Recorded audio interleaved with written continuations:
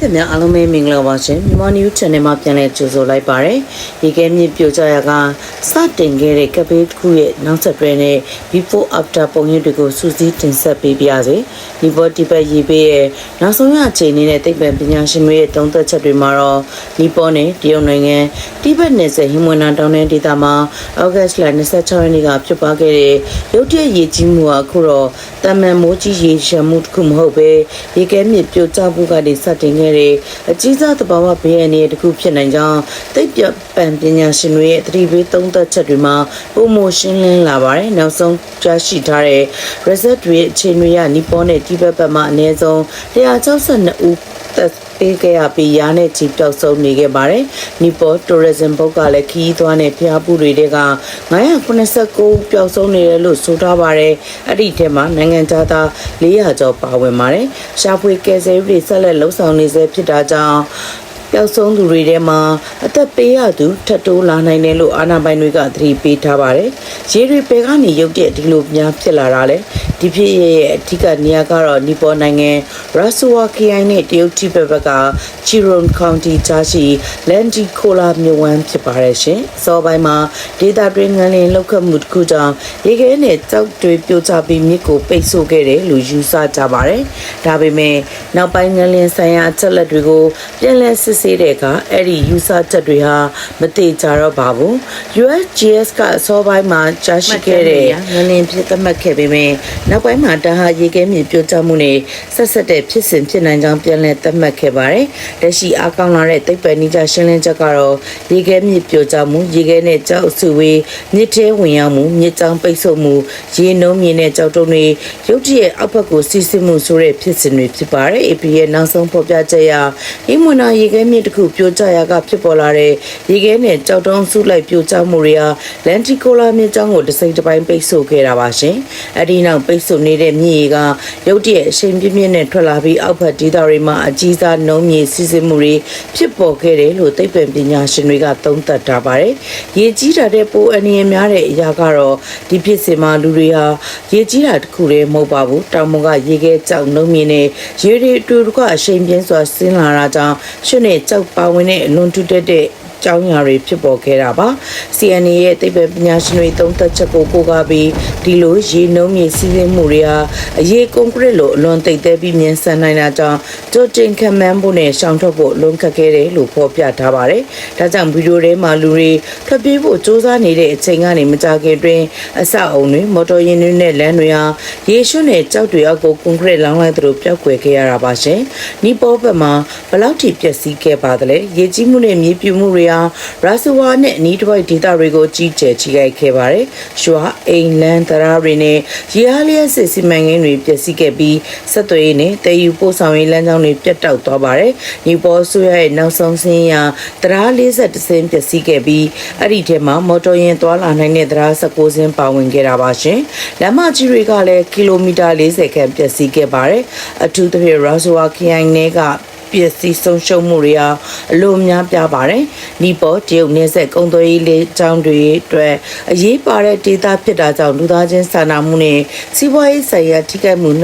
မျိုးစလုံးဖြစ်ပေါ်နေပါတယ်။နိုင်ငံခြားသားခီးတွေရနဲ့ကြီးပျောက်ဆုံးရတဲ့အကြောင်းကတော့ဒီဒေသဟာအီမွန်နာတောင်တန်းခီးစဉ်တွေနဲ့ကိုင်လက်တောင်မနာစရိုဝါရေကန်ဖျားဘူးခီးစဉ်တွေအတွက်လူသွားများတဲ့နေရာတစ်ခုဖြစ်ပါတယ်ရှင်။ဒါကြောင့်ပျောက်ဆုံးသူစင်းထဲမှာနိုင်ငံခြားသားတွေအများပြားပါဝင်နေခဲ့တာဖြစ်ပါတယ်။နောက်ဆုံးရလက်ရဲ့ update ခီးသွားကတော့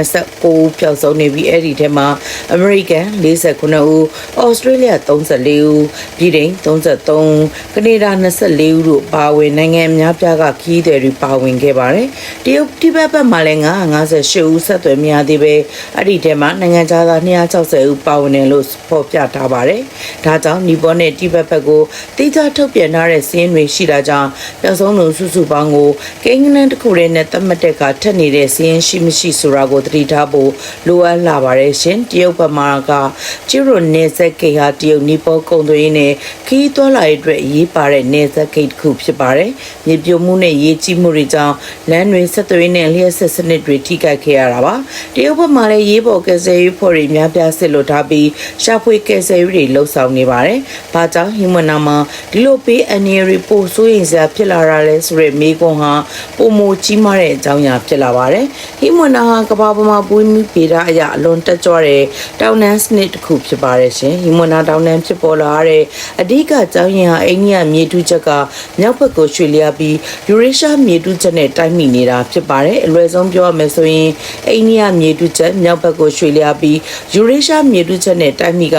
မြေပြင်မြင့်တက်တောင်တန်းဖြစ်ပေါ်ဟိမွန်နာအထိဖြစ်ပေါ်လာတယ်လို့အဆိုရှိပါတယ်ဒီမြေတူးချက်တစ်ခုရဲ့လှုပ်ရှားမှုဟာယနေ့တိုင်ဆက်ရှိနေတဲ့အတွက်ဟိမွန်နာဒေတာဟာငလင်းလှုပ်ရှားမှုနဲ့မြေပြိုမှုတွေဖြစ်နိုင်ခြင်းမြင့်တဲ့ဘူမိဗေဒရာတက်ကြွတဲ့ဒေတာတစ်ခုဖြစ်တာပါရှင်တစ်ဖက်မှာကမ္ဘာပူချိန်မြင့်တက်လာမှုက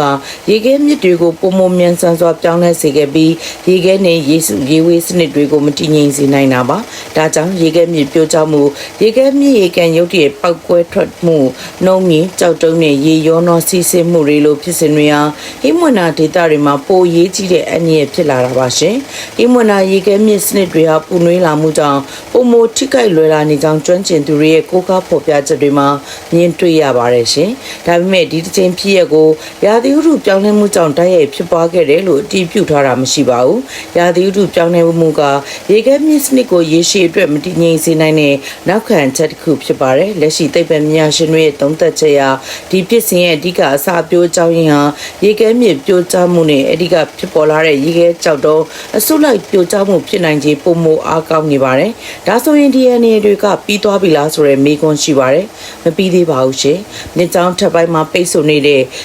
ရေခဲကြောက်တဲ့နှုံးမြေတွေရှိနေသေးရင်နောက်ထပ်ရုတ်တရက်ရေကြီးမှုတွေဖြစ်ပေါ်လာနိုင်တယ်လို့အာဏာပိုင်တွေကသတိပေးထားပြန်ပါတယ်ဒါပြင်နီပေါကနေအောက်ဘက်ကိုစီးဆင်းသွားတဲ့မြစ်တွေကြောင့်အိန္ဒိယနိုင်ငံဘီဟာနဲ့အောက်ထရာပရာဒေ့ရှ်လိုမြစ်အောက်ပိုင်းဒေသတွေမှာလည်းရေကြီးမှုအနေဟာအချိန်မီစောင့်ကြည့်ရမယ့်အနေအထားဖြစ်ပါတယ်နီပေါစတဲ့ရဲတပ်ဖွဲ့နဲ့ကက်ဆက်ရေးဖွဲ့တွေဟာရဟရင်တွေအသုံးပြုပြီးပျောက်ဆုံးနေသူတွေကိုရှာဖွေနေကြပါတယ်ရှင်ဒါပေမဲ့လမ်းနဲ့တရားတွေပျက်စီးသွားတာချက်သွေးပြတ်တောက်တာနဲ့တောင်တန်းဒေသတွေမှာရွှေနဲ့မြေစာထူထပ်ရှိနေတာတွေကြောင့်ကယ်ဆယ်ရေးလုပ်ငန်းတွေဟာအလွန်ကိုခက်ခဲရှိလာပါတယ်အမေရိကန်ကလည်းကယ်ဆယ်ရေးနဲ့လူသားချင်းစာနာမှုကူညီတွေဒေါ်လာ9သိန်းထောက်ပံ့မယ်လို့ကြေညာထားပြီးတရုတ်အိန္ဒိယတောင်ကိုရီးယားနဲ့အခြားနိုင်ငံတွေကလည်းကူညီရေးလုပ်ငန်းတွေမှာပါဝင်နေပါတယ်ဒါပေမဲ့ရှာဖွေကယ်ဆယ်ရေးတွေဆက်လက်လှုပ်ဆောင်နေဆဲဖြစ်ပြီးအသက်ပေးလိုက်ရသူနဲ့ပျောက်ဆုံးသူစီးရင်တွေဟာနောက်ထပ်များပြားပြောင်းလဲလာနိုင်ပါတယ်အခုချိန်မှာအကြီးမားဆုံးမေးခွန်းကဘလောက်ပျက်စီးခဲ့လဲ